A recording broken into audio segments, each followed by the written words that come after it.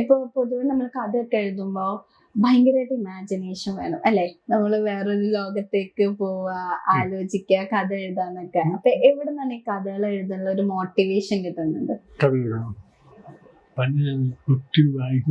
ഒത്തിരി വായന പലർക്കും ഇല്ലാത്തൊരു സംഭവമാണ്. ഈ വായിക്കുമ്പോൾ നമുക്ക് കുറെ സാധനം നമുക്ക് കിട്ടും. ചെറിയ ചെറിയ സാധനങ്ങൾ വായിക്കുന്ന അതുകൊണ്ടാവാം കഥകൾക്ക് ചെറിയ കണ്ടന്റ് വരുന്നത് ഇങ്ങനെ ആയിരിക്കും. അപ്പൊ ഡിസ്കസ് ചെയ്യാറുണ്ടോ ആരോടെങ്കിലും? ഒരു കഥ വന്നു,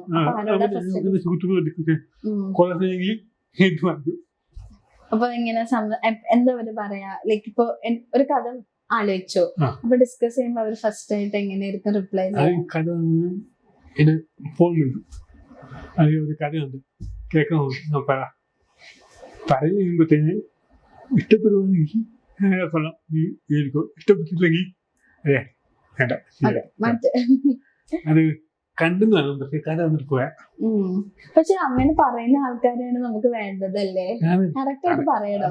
സുഹൃത്തുക്കൾ, ഞാന് ഈ സിനിമ ചെയ്തപ്പം കഥ പറ്റിട്ടുണ്ട്. ഇപ്പൊ സിനിമ ചെയ്തപ്പം നീ ഇപ്പൊ ഇന്ന് പിഴങ്ങണ്ടോ? ഞാൻ കുറച്ചാണ് അതിനകത്ത് ഏറ്റവും വലിയ പോയ ഡയലോഗ് ഡബിങ്ങിന് ഒരു മിസ്റ്റേക്ക് ഉണ്ട്. കാരണം അത് അവര് തന്നെ ഡബിങ് ആർട്ടിസ്റ്റല്ല, അവര് തന്നെ ചെയ്തത്. അപ്പൊ അതുകൊണ്ട് അതിന്റെ ഒരു മിസ്റ്റേക്ക്, ആ ഒരു മിസ്റ്റേക്കും പിന്നുള്ളത് കൊച്ചിലാകുന്നുണ്ട് ഫസ്റ്റ് ഹാഫ്. പക്ഷെ അത് കഴിഞ്ഞ കഥ പിടിച്ചു ഈ രണ്ടും മാറ്റി കിട്ടിയ പണം കൊള്ളാമെന്ന് എന്റെ ഏറ്റവും സുഹൃത്തുക്കൾ പറയും. എന്തൊക്കെ ഇവിടൊക്കെ പോയിട്ട് പറ്റി, ഇവിടൊക്കെ തെറ്റ് പറ്റി എനിക്ക് ചൂണ്ടിക്കാണും. പക്ഷെ ടോപ്പിക് വെച്ച് നോക്കുമ്പോ ഭയങ്കര ചർച്ച ചെയ്യേണ്ട ഒരു ടോപ്പിക്കാണ്. ഇപ്പോ ഹ്യൂമൻ ട്രാഫിക്കിനെ പറ്റിയിട്ട് നമ്മുടെ മലയാള സിനിമയിൽ തന്നെ ജോസഫ് വന്നു. അപ്പൊ ജോസഫ് വന്നപ്പോഴും നല്ല ചർച്ച ചെയ്തത്. അതേപോലെ ചർച്ച, കാരണം ഇപ്പൊ ഈ പറഞ്ഞ പോലെ തന്നെ നടക്കുന്നുണ്ട്.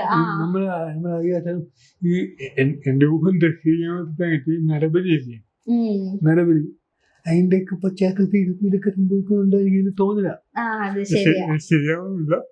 അല്ല, പക്ഷെ അല്ലാണ്ട് വേണമെങ്കിലും ഇപ്പൊ നമ്മള് ചില തമിഴ് സിനിമയിലൊക്കെ ഹോസ്പിറ്റലിൽ കുറെ ഹ്യൂമൻ ട്രാഫിക്കിംഗ് നടക്കുന്ന പരിപാടിയൊക്കെ കണ്ടിട്ടുണ്ട്. പക്ഷെ മലയാളത്തിൽ വരുമ്പോ അത് കുറവായിരുന്നു. ഇപ്പൊ ജോസഫ് ഭയങ്കര ക്ലിക്കായി. പിന്നെ അല്ലാതെ നമുക്ക് എണ്ണം പറയുന്ന സിനിമകളെ ഉണ്ടാവുള്ളൂ.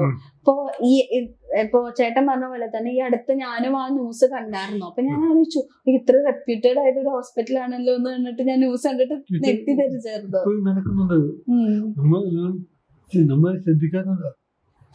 പക്ഷെ പോരാനായിട്ട് എനിക്ക് തോന്നുന്നു ആ ന്യൂസ് ആണെങ്കിൽ അധികം ആരും ചർച്ച ചെയ്തില്ല.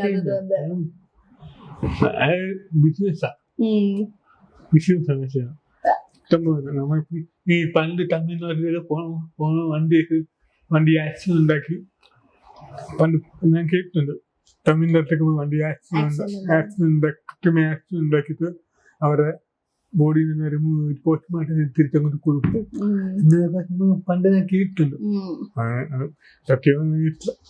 പക്ഷെ ഞാനെപ്പോഴും ആലോചിക്കാറുണ്ട്, ഈ നമ്മളെ വിശ്വസിച്ച് ചെല്ലുന്ന സ്ഥലമാണ് ഹോസ്പിറ്റല്.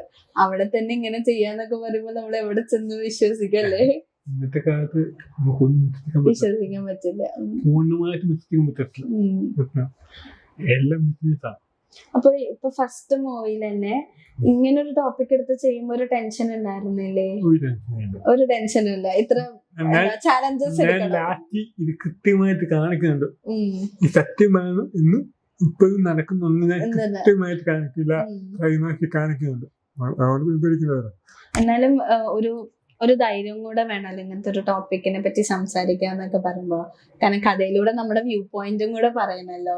അപ്പൊ ഒരു ചലഞ്ചസ് ഏറ്റെടുക്കാൻ റെഡി ആയിരുന്നോ? ഇപ്പൊ ഒരു ഇത്രയും ഒരു കോൺട്രവേഴ്സിയൽ ടോപ്പിക്, അതൊരു ന്യൂസ് ബേസ് ചെയ്തിട്ട് എടുക്കുന്ന ഒരു കാര്യമാണല്ലോ. അതും ഈ അടുത്ത് നടന്ന ഒരു ന്യൂസ് ബേസ് ചെയ്തിട്ട് എടുത്ത സിനിമ. അപ്പൊ ഒരു ചാലഞ്ച് ആണല്ലോ അത്. ഒരുപാട് എങ്ങനെയായിരിക്കും ആൾക്കാരെടുക്കുക, ഡിസ്കസ് ചെയ്യുക, അങ്ങനത്തെ ഒരു ടെൻഷനൊക്കെ ഉണ്ടായിരുന്നോ? ഈ വിഷയം എങ്ങനെ അവതരിപ്പിക്കും, നമ്മളൊരു വിഷയം അവതരിപ്പിച്ച ആ വിഷയം ഏത് രീതിയിൽ ഓഡിയൻസിന് ഇൻട്രസ്റ്റ് ചെയ്യും, അത് കുറച്ച് വെല്ലുവിളിയായി മാത്രം.